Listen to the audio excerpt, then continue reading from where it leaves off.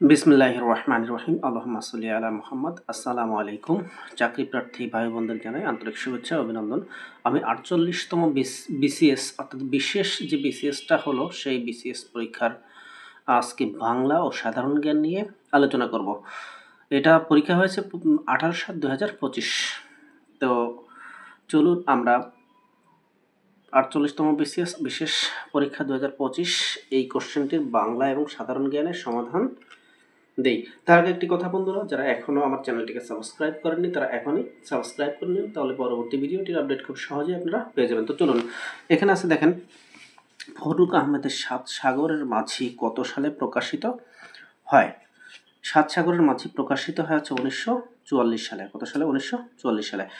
যে আলোতে কুমুদ ফোটে, এক কথায় কি হবে? কুমুদ ফোটে আছে কৌমদি, কৌমদি। এরপর আছে কোন শব্দে দ্বি-স্বরধ্বনি রয়েছে? কোন শব্দে দ্বি-স্বরধ্বনি রয়েছে? এটি হচ্ছে আপনার লাউ হবে, লাউ। ঠিক আছে। প্রত্যয় যোগে গঠিত শব্দ কোনটি? প্রত্যয় যোগে গঠিত শব্দ হচ্ছে ডাক্তারখানা। তিনি বললেন, তিনি বললেন না, তিনি কি হয়েছে? তিনি বললেন না বাক্যটির অস্তিবাচক রূপ কি হবে? এটি হচ্ছে তিনি চুপ করে থাকলেন, অর্থাৎ তিনি কথা বললেন না, তার মানে তিনি চুপ করে থাকলেন। অন্তর্ভুক্তিমূলক শব্দ উচ্চারণে কয়টি অক্ষর পাওয়া যায়? অন্তর্ভুক্তিমূলক শব্দ উচ্চারণে কয়টি অক্ষর পাওয়া যায়? এটা হচ্ছে 6টি। এটি কয়টি? 6টি। অন্তর্ভুক্তিমূলক, আবারও বলতেছি যে অন্তর্ভুক্তিমূলক শব্দ উচ্চারণে কয়টি অক্ষর পাওয়া যায়? এটা হচ্ছে 6টি। এরপরে আছে আপনার দেখেন যে শুদ্ধ বাক্য কোনটি? সারা দেশব্যাপী দিবসটি উদযাপন করা হবে। সারা দেশব্যাপী দিবসটি কি করা হবে? উদযাপন করা হবে। তো এর উত্তর হবে সারা দেশে দিবসটি উদযাপন করা হবে। সারা দেশে দিবসটি উদযাপন করা হবে। এরপরে আছে হচ্ছে ইউসুফ জুলেখার কবি শাহ মোহাম্মদ সগিরের জন্ম কোথায়? অর্থাৎ এর জন্ম হচ্ছে চট্টগ্রাম জেলায়। আমরা অনেকবার এই কোশ্চেনটি দেখেছি পরীক্ষায় আসতে। এরপর দেখেন ক্রিয়াপদের মূল অংশকে কি বলা হয়? ধাতু। এটা সবাই জানে।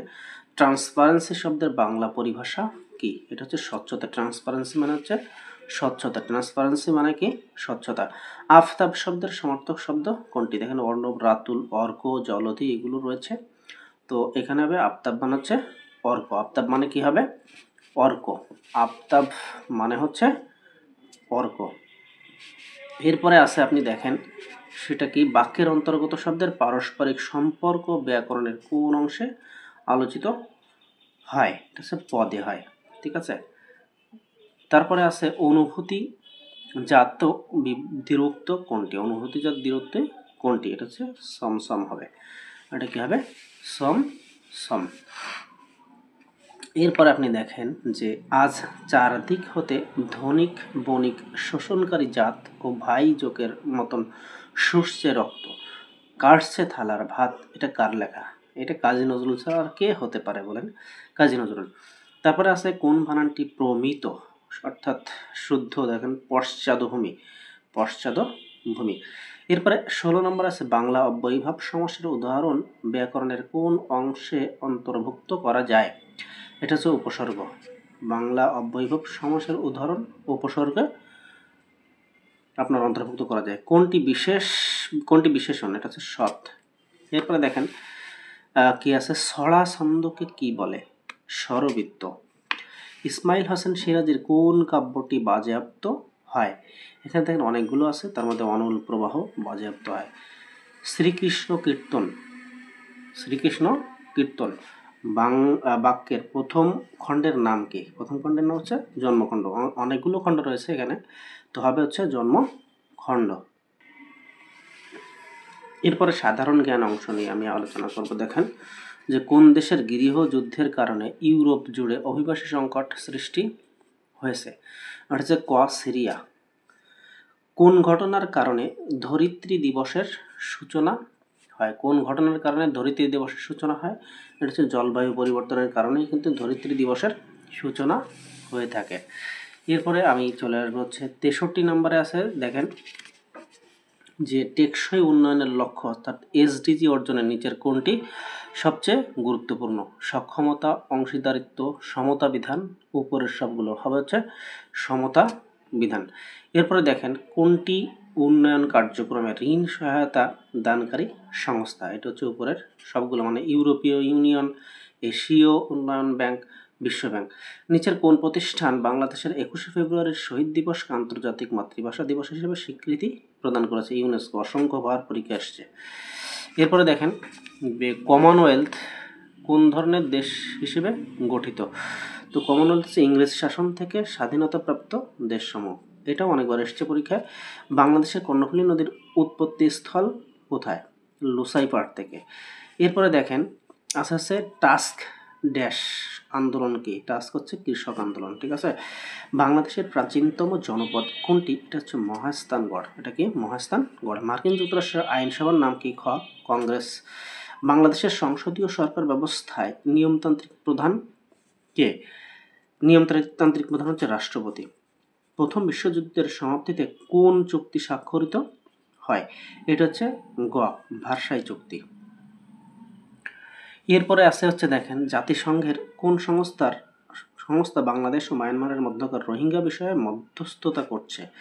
এটা হচ্ছে UNHCR, শরণার্থী সংস্থা। এরপরে হচ্ছে দেখেন, এরপরে কি আছে?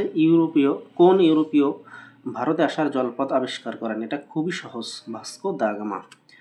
এটা কি হবে? Vasco da Gama. এরপরে আছে কোন রাষ্ট্রের আইনসভা দ্বিকক্ষ বিশিষ্ট? অর্থাৎ ভারত কিন্তু দ্বিকক্ষ, তারপরে যুক্তরাষ্ট্র, যুক্তরাজ্য, সবগুলো হবে উপরের কি হবে? সবগুলো। এরপরে আপনি দেখেন বাংলাদেশের সিভিল সার্ভিস অর্থাৎ BCS পরীক্ষা সর্বপ্রথমে কত সালে শুরু হয়েছিল? এটা হচ্ছে 1973 সালে। 1973 সালে।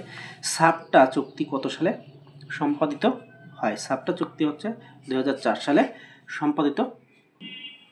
এরপরে বাংলাদেশের পোশাক সর্বাধিক কোন দেশে রপ্তানি করা হয়? বাংলাদেশের পোশাক সর্বাধিক কোন দেশে রপ্তানি করা হয়? আছে যুক্তরাষ্ট্র। কোনটা হবে? যুক্তরাষ্ট্র। বর্তমান অন্তর্বর্তীকালীন সরকার গঠন হয় কত সালে, কত তারিখে? এটা খুবই গুরুত্বপূর্ণ এখনকার সময়, 8 আগস্ট 2024। বাংলাদেশের কখন প্রথম প্রেসিডেন্ট পদ্ধতির সরকার গঠিত হয়? 1971 সালে। এরপর দেখেন কে প্রথম গ্লোবাল ভিলেজ ধারণাটির উপস্থাপন করেন? এটা হচ্ছে হার্বার্ট মার্শাল ম্যাকলুহান। এইটা হবে উত্তর। হ্যাঁ, এরপর হচ্ছে ইসরায়েল ও ইরানের মধ্যে চলমান সংঘাতের কারণ কোনটি? হচ্ছে পারমাণবিক শক্তি। এরপর দেখেন আছে বাংলাদেশের সংবিধানের নাম কি?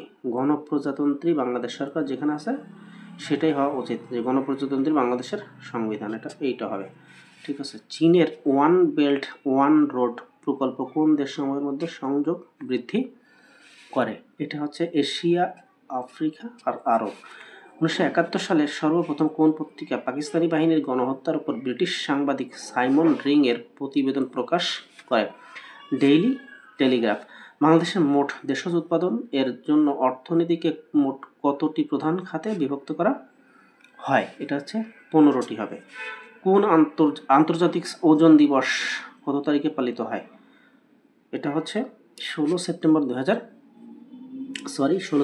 মুক্তিযুদ্ধকালীন সময়ে প্রবাসী গণপ্রজাতন্ত্রী বাংলাদেশ সরকারের অস্থায়ী সচিবালয় কোথায় ছিল? অর্থাৎ সদর দপ্তর কোথায় ছিল? থিয়েটার রোড, কলকাতায় ছিল কিন্তু। তো এরপর আমরা চলে আসবো হচ্ছে দেখেন 89 নম্বর কোশ্চেনে, নিচের কোনটি বাংলাদেশের শিল্প সংক্রান্ত অর্থনৈতিক কর্মকাণ্ড নয়? মাছ চাষ। এরপর আছে বর্তমান বিশ্বের কয়টি দেশ জাতিসংঘের সদস্য? 193টি। এশীয় দেশসমূহের মধ্যে কোনটি বিশ্বের উন্নত দেশ? এটা হচ্ছে জাপান। এশিয়ার মধ্যে জাপান হচ্ছে উন্নত দেশ। বিশ্ব স্বাস্থ্য সংস্থা কত সালে বাংলাদেশকে পোলিও মুক্ত ঘোষণা করে? এটা হচ্ছে 2014 সালে। জাতিসংঘ কবে আনুষ্ঠানিকভাবে আত্মপ্রকাশ করে? 24 অক্টোবর 1945। বাংলাদেশের জাতীয় আয়ের কত শতাংশ কৃষি থেকে আসে? এটা হচ্ছে 13.35%। বাংলাদেশ 1974 সালে জাতিসংঘের কততম সদস্য রাষ্ট্র হিসেবে অন্তর্ভুক্তি হয়? 136তম। বাংলাদেশের সংবিধানের কত নম্বর অনুচ্ছেদে চিন্তা, বিবেক ও বাক স্বাধীনতা নাগরিকের মৌলিক অধিকার হিসেবে স্বীকৃত? এটা হচ্ছে 39 হবে। একটি দেশের মোট আয়তনের কত শতাংশ বনভূমি থাকা প্রয়োজন? 20 থেকে 25% বনভূমি থাকা প্রয়োজন। এরপর আছে বাংলামতি কি? বাংলামতি হচ্ছে এক প্রকার গম, এটা কিন্তু ধান না।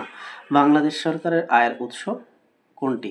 বাংলাদেশ সরকারের আয়ের উৎস হচ্ছে, দেখেন, আবগারি শুল্ক, মূল্য সংযোজন কর, জরিমানা ও শাস্তিমূলক ফি, উপরের সবগুলো হবে, উপরের সবগুলো। এরপর সর্বশেষ 100 নম্বর, অক্টোবর সমাজতান্ত্রিক বিপ্লব কত খ্রিস্টাব্দে সংঘটিত হয়? এটা হচ্ছে 1917 সালে হবে। তো বন্ধুরা, এই ছিল 48তম বিসিএস বিশেষ পরীক্ষা 2025। তো এই বাংলা এবং সাধারণ জ্ঞান আলোচনাটি যদি ভালো লেগে থাকে অবশ্যই লাইক শেয়ার করে অন্যকে দেখার সুযোগ করে দেবেন। আর যারা চাকরি প্রার্থী আছেন অবশ্যই ভালো করে এখন থেকে প্রিপারেশান নেবেন যেন পরবর্তী পরীক্ষায় আপনি আরও ভালো করতে পারেন। তো আরও ভালো করার জন্য এই কোশ্চেনগুলো আপনার পুনরায় আবার রিপিট হতে পারে, এই কোশ্চেনগুলো ভালোভাবে দেখে নেবেন। সবাই ভালো থাকেন, সুস্থ থাকেন, আল্লাহ হাফেজ।